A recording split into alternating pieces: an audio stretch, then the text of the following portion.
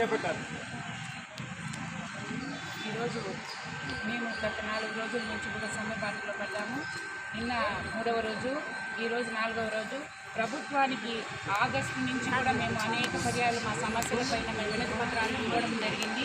ఇందులో భాగంగా మేము 8వ తేదీ సమ్మెకు పోతామనగా మమ్మల్ని 9వ తేదీ చర్చలకు పిలవడం జరిగింది. దాంట్లో కొన్ని సమస్యలను మేము వెంటనే పరిశీలిస్తాము, లేకుంటే మీరు సమ్మెలోకి పోయి అంతవరకు పోవద్దని చెప్పడం జరిగింది. అదేవిధంగా మేము 8వ తేదీ సమ్మెలోకి పోతున్నాము అంటే, లేదు వర్షాల కారణంగా ఇబ్బందిగా ఉంది కాబట్టి మీరు వాయిదా వేసుకోండి అని చెప్పడం జరిగింది.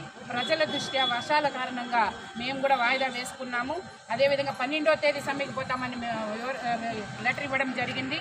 మళ్ళీ 11వ తేదీ మమ్మల్ని చర్చలకు పిలవడం జరిగింది. సిఎస్ గారు చర్చల్లో పాల్గొన్న తర్వాత మీ ఇచ్చిన 9 డిమాండ్లలో కొన్ని చేస్తామని చెప్పడం జరిగింది.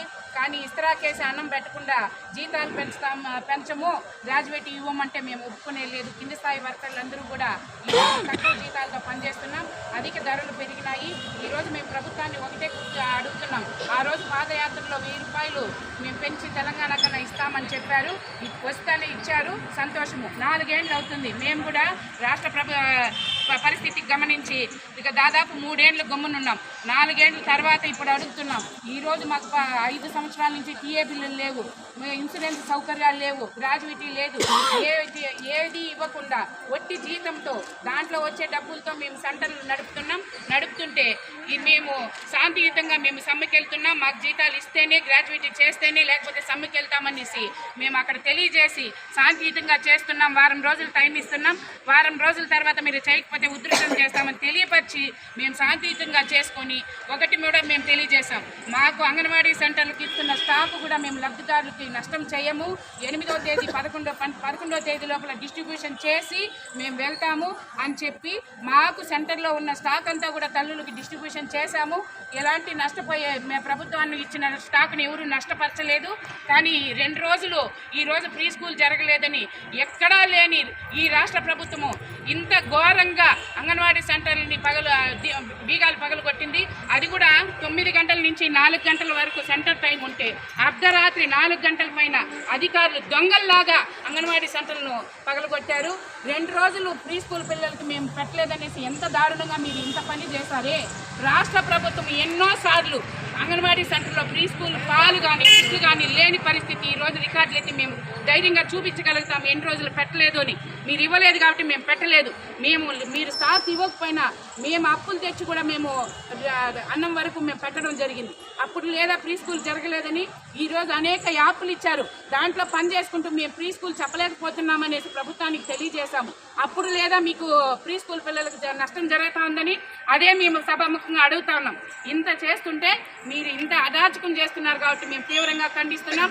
మేము అక్కడ ఏమి పోయినా కూడా కేసులు పెట్టడానికి సిద్ధంగా ఉన్నామనేసి తెలియజేస్తున్నాం. చెప్పండి అమ్మా, అంటే నిన్న జరిగిన ఈ తాళాల పగలగొట్టాన్ని మీరు ఎట్లా చూస్తారు? ఈ రాష్ట్ర వ్యాప్తంగా జరుగుతున్న సార్వత్రిక సమ్మెలో భాగంగా మేము ఈరోజు 4వ రోజు సక్సెస్గా జరుపుకుంటున్నాము. ఈ తాళాలు పగలగొట్టడం అనేది ఈ ప్రభుత్వానికి మంచి పద్ధతి కాదు. మేము మహిళలంతా మా అక్క చెల్లెళ్ళని జగన్మోహన్ రెడ్డి గారు చెప్పారు. ఈరోజు అక్క చెల్లెల్ని ఇంత ఇబ్బందులు గురి చేసి ఈ అక్క చెల్లెళ్ళు మీరంతా మీకు అండా ఉండాలనేసి మాకు హామీలు ఇచ్చి మేము ఏం అడగలేదు. కొంచెం కోరికలేమి మాకు కనీస వేతనం మాకు జీతాలు అమలు చేయాలని, తర్వాత మాకు సరిపడే జీతాలు లేవు, మా ఫ్యామిలీని పోషించుకునేదానికి సరిపోదించమని అడుగుతున్నాము. ఎన్నోసార్లు చర్చలకు వెళ్ళి మేము విన్నవించుకున్నా కానీ ఏ సమాధానం లేదు దీనిపైన. అందువల్ల మేము ఈరోజు సమ్మెని చేయాలని అనుకుంటున్నాము. ఈ తాళాలు పగలగొట్టడం అనేది చాలా బాధాకరమైన విషయము. ఈ తాళాలు రాత్రిలో దొంగల్లాగా వచ్చి 6 గంటలకు కూడా తాళాలు పగలగొట్టే చట్ట విరుద్ధమని మేము ఈ సభాముఖంగా తెలియజేస్తున్నాము. ఇది చాలా నిరసనగా మేము అందరూ ఖండిస్తున్నాము. అదే ఇక్కడ వివిధ కార్మిక సంఘాలు కూడా ఈ కార్యక్రమానికి మద్దతు తెలుపుతున్న పరిస్థితి. చెప్పండి. ఈరోజు రాష్ట్ర వ్యాప్తంగా 26 జిల్లాల్లో మీ యొక్క ప్రభుత్వానికి సంబంధించిన మంత్రివర్యులకు అందరికీ కూడా నోటీసులు ఇచ్చి చట్ట ప్రకారంగా సమ్మె చేస్తున్నటువంటి అంగన్వాడీ వర్కర్లు ఏర్పడి ఈరోజు వాళ్ళ సమస్యలను పరిష్కరించుకోపోగా ఈరోజు అర్ధరాత్రుల్లో మీరు ఎట్లో అన్ని విధానాల్లో దొంగలుగా దోచుకొని తింటా ఉన్నారు. కానీ ఇప్పుడు కూడా అంగన్వాడీకి సంబంధించినటువంటి సెంటర్లు కూడా పగలగొట్టి తాళాలు పగలగొట్టి మీరు ఏం సాధించబోతారని చూడి ఈ సందర్భంగా తెలియజేస్తున్నాం. అందుకే మిమ్మల్ని సూటిగా ప్రశ్నిస్తున్నాం. మీకు రానున్నటువంటి ఇంకా 4 నెలల్లో అంగన్వాడీ కార్యకర్తలతో పెట్టుకుంటే నీ యొక్క భవిష్యత్తు నీ ప్రభుత్వం సర్వనాశనం అవుతుందని కూడా ఈ సందర్భంగా ఈ మీడియా ద్వారా మేము హెచ్చరిస్తున్నాం. ఇప్పటికైనా అధికారులు కానివ్వండి, సంబంధిత మంత్రులు కానీ వెంటనే రాష్ట్ర నాయకత్వాన్ని చర్చలకు పిలిచి వాళ్ళ యొక్క న్యాయమైన డిమాండ్లను పరిష్కరించకపోతే భవిష్యత్తులో పార్టీలు కానీ అన్ని కార్మిక సంఘాలు పార్టీలకు అతీతంగా ట్రేడ్ యూనియన్లకు అతీతంగా పెద్ద ఎత్తున ఉద్యమం చేపడతామని కూడా ఈ సందర్భంగా ఈ ప్రభుత్వాన్ని హెచ్చరిస్తున్నాం. చెప్పండి, ఇప్పుడు మీరు నిన్నటి రోజున మంది ఎమ్మెల్యే కూడా బలిసి కొంత అంగన్వాడీలు ఆందోళన చేస్తున్నారు, ఒక వ్యాఖ్యలు చేస్తారు. మరి ఎట్లా చూసారు ఎమ్మెల్యే చేసిన వ్యాఖ్యలకు? అదేవిధంగా నేను చాలా ఏమని అసలు ఒళ్ళు కలిసి ఎవరండి రోడ్ల మీదకి వస్తున్నారు? మీరు మా న్యాయమైన సమస్యలని మేము ఈరోజే కొత్తగా రాలేదు, గత ప్రభుత్వంలో చేసినప్పుడు మీరు వచ్చి బయట చెప్పినప్పుడు అప్పుడు ఏం లేదా? ఈరోజు మేము ఒళ్ళు బలిసి అని ఎలా అంటున్నారు? ఆడవాళ్ళు కదా, మేము మహిళలు కదా, మాకు ఒక గౌరవం అనేది ఇవ్వరా? ఒళ్ళు బలిసేది ఎవరికి? మీరు ఏమి ఇచ్చేస్తున్నారని మేము ఒళ్ళు బలిసినామని మీరు చెప్పుకుంటున్నారు పేపర్లలో. ఇది చాలా మేము తీవ్రంగా రాష్ట్ర వ్యాప్తంగా అంగన్వాడీ వర్కర్లు హెల్పర్లు దీన్ని తీవ్రంగా ఖండిస్తున్నాం. ఎందుకంటే ఒళ్ళు బలిసేది ఎవరికండి? మీరు ఎలా ఆ మాట అనడం చాలా సమంజసం కాదు. మేము చాలా బాధపడుతున్నాం. మీరు మాత్రం అసెంబ్లీలో ఎవరో ఏదో అన్నారని మాత్రం మీరు కొట్లాడుకుంటుంటారు.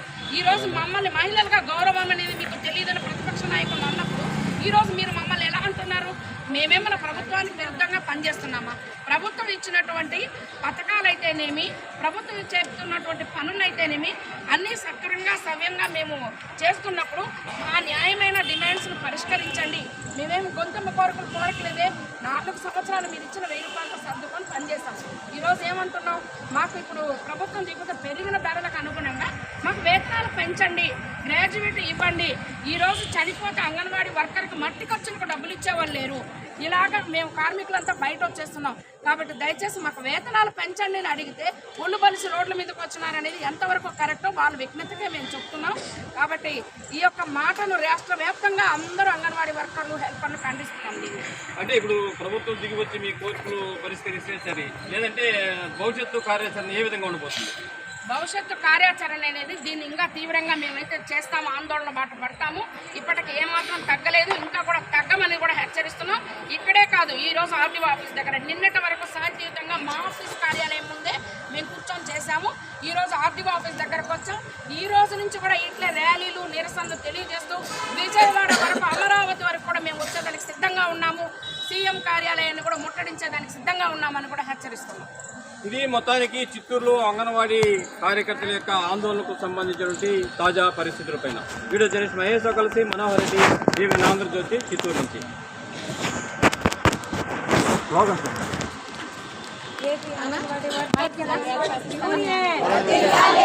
Anganwadi workers and helpers